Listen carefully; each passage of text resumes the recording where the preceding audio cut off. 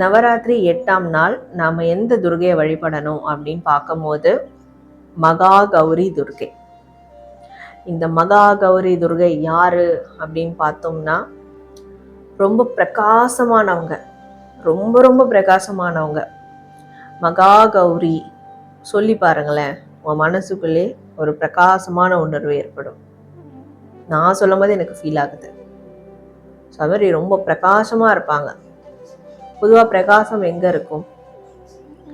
தூய்மையாக இருக்கிற இடத்துல இருக்கும் அண்ட் அமைதியான இடத்துல இருக்கும்.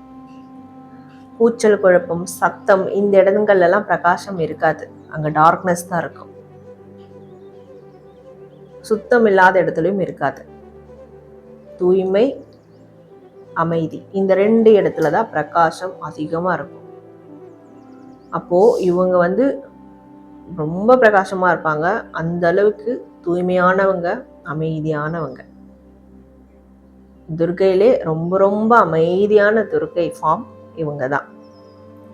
அப்போ நம்ம வீட்டில் சுத்தம் இருக்கணும். சுத்தம் இருந்தால் நிறைய நோய்களை விரட்டிடலாம். நோயே வராமல் கூட பார்த்துக்கலாம். சுத்தமாக இருக்கிற வீட்டில் நோய் வர்றது ரொம்ப கஷ்டம். நோய் வர்றதுக்கு கஷ்டப்படும். அண்ட் அமைதியாக இருக்கிற குடும்பங்கள்லையும் தேவையில்லாத பிரச்சனை, அதனால் ஏற்படக்கூடிய விபரீதம், இது எல்லாத்தையும் கண்ட்ரோல் பண்ணிடலாம். இதெல்லாம் தவிர்த்துடலாம், வராது.